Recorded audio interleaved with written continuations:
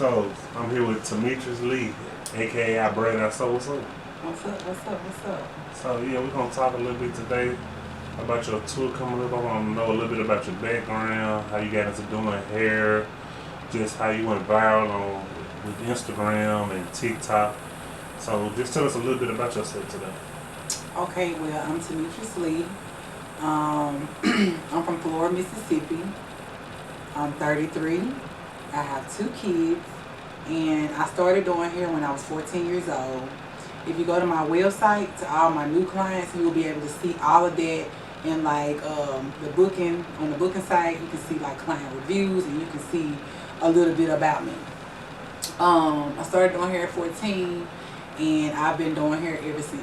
What made you get into doing hair? When I was small, I wanted my mom's best friend to do my hair, and she told me that my mom wouldn't pay her what she charged for that service, and so she wasn't doing it. So I went to my local store and got some synthetic hair, started practicing on myself, and the rest was history. I started doing my friends' hair, my classmates' hair. Like, I still have clients from when I was in the 8th grade. They still come to me to this day. So what all services do you offer? I do a number of things. I started out doing micros, kinky twists, box braids, and then my most popular style was the goddess locks and the soft locks. And so I did that particular service for about 4 years because I had a shop, and I decided to let everybody else get that money, and I would just focus on the locks since that's what I was the most popular in. And so once I got to myself, got along, and I started back doing braids, and that's all I've been doing lately is just braids. That's all they want. Okay, let's talk about you going viral on TikTok. So how did that come about? So as you know, I went to school to get my CDL, and that was like a complete it didn't work out.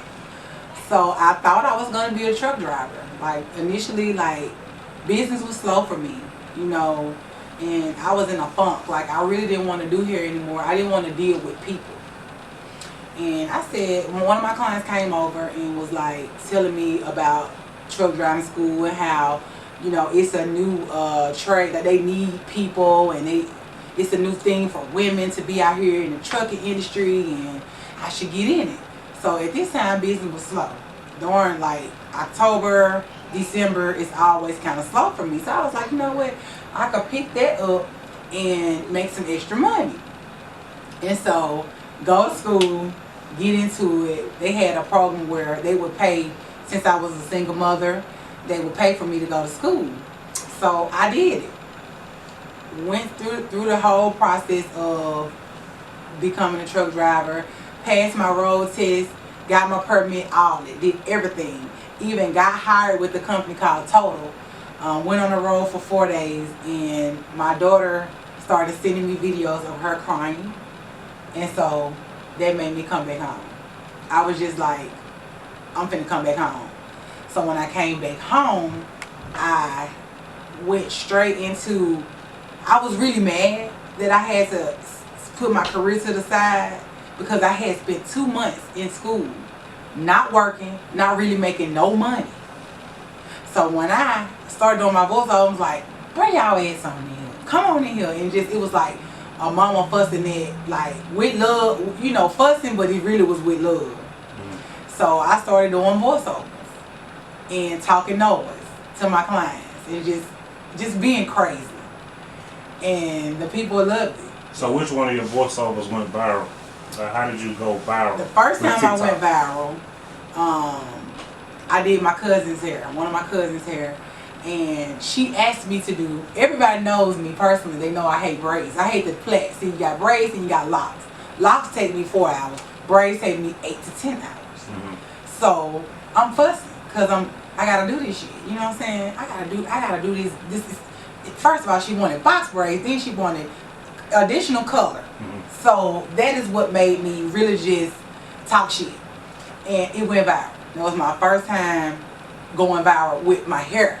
I was going viral for being silly, you know, but my work never really went viral until this year.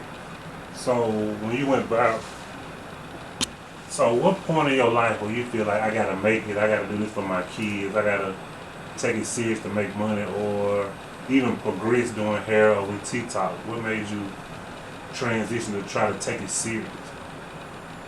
When I realized that being a truck driver wasn't for me,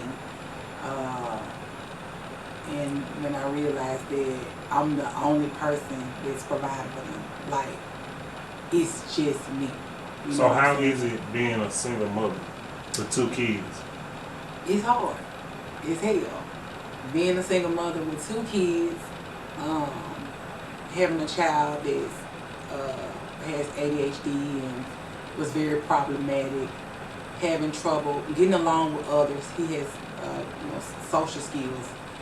It never worked. I can let him go outside and the next 15-20 minutes he's been in a fight.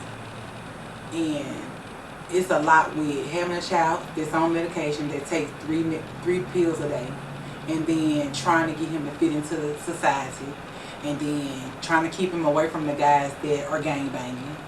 You know what I'm saying? It's hard. It's very, very hard.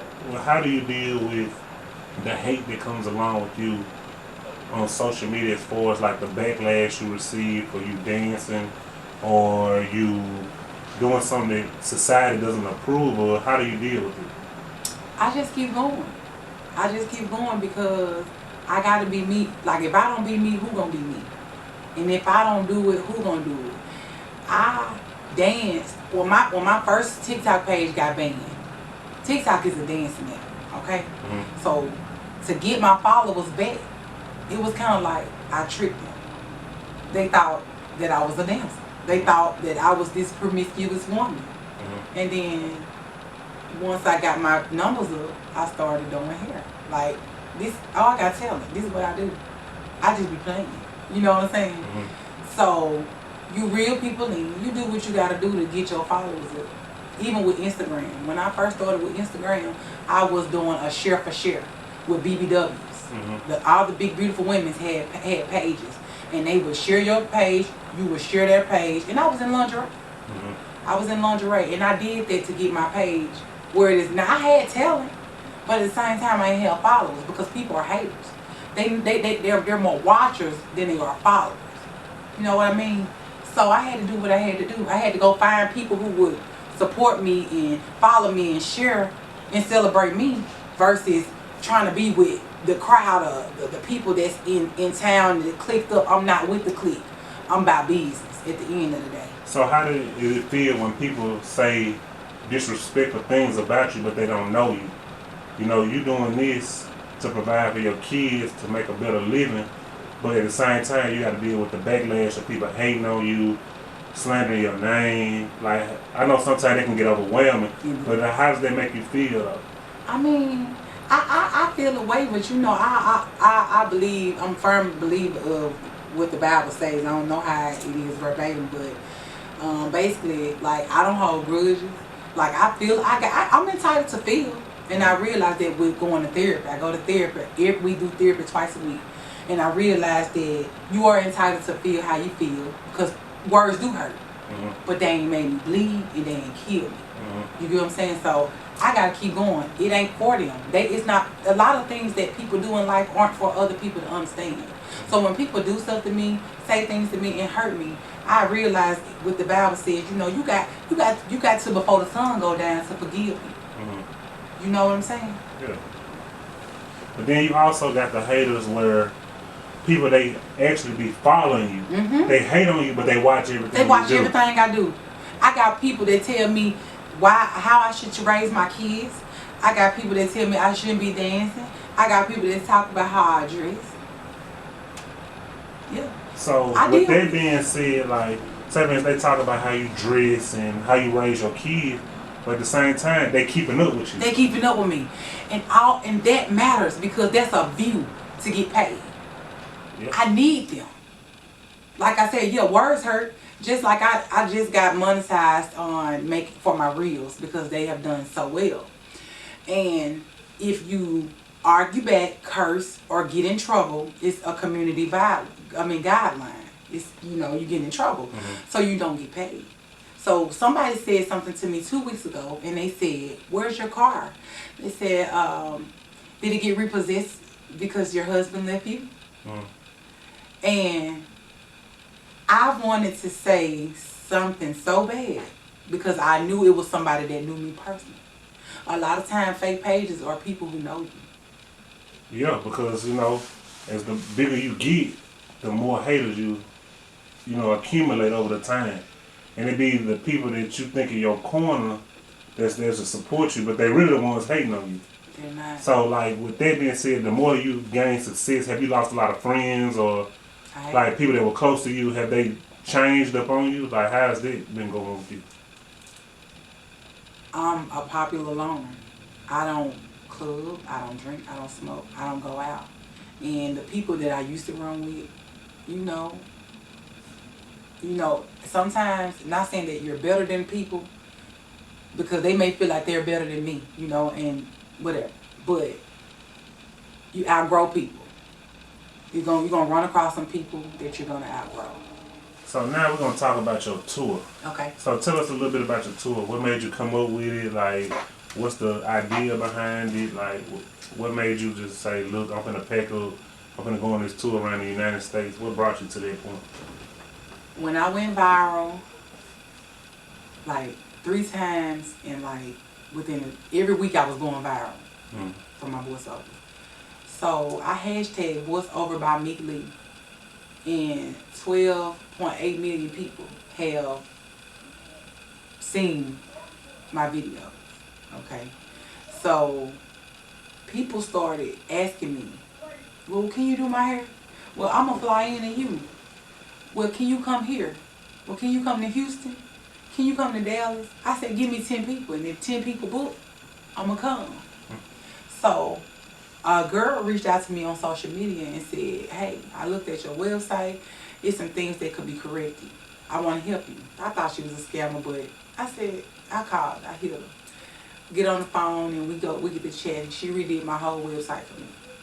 I'm talking about things that I hadn't. When I fell into depression, my website was ugly. It wasn't nothing on there. It was pictures when I was 100 pounds bigger. So what caused your depression? Let's talk about that a little bit. I'm going to cut you off, but okay, what caused your depression?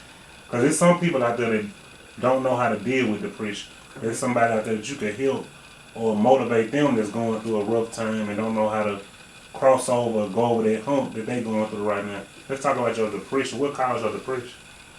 What caused my depression was my divorce. My husband decided that he didn't want to be with me anymore, and I realized that it wasn't gonna work, and so I brought him back in. We did a counseling session via Zoom, and he was in his phone the whole time because I wanted my marriage to work. You know what I'm saying? I did.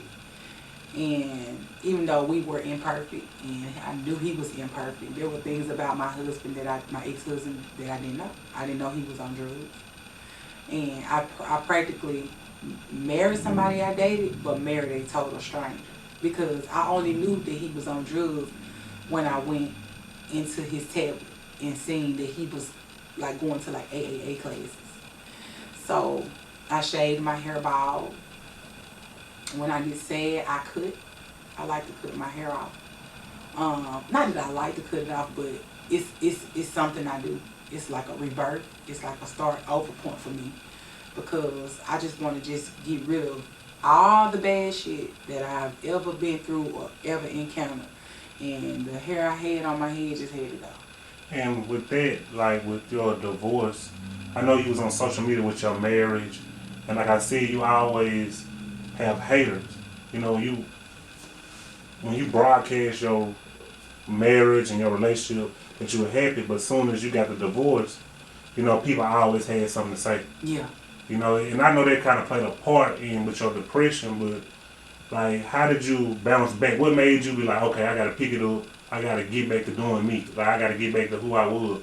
What was the crossing point for you to get your stuff back? Well, I ain't gonna say get your stuff back together, But get back Get to myself back together. You right. get back to the point where like, okay, I'm happy meek, I'm playing again, I'm cracking jokes, because a lot of people don't know the funny side of you. They see it on social media, Yeah. but they don't really know your personality. Right. So what made you just get out of that funk and be like, okay, I got to get back to doing what I was doing?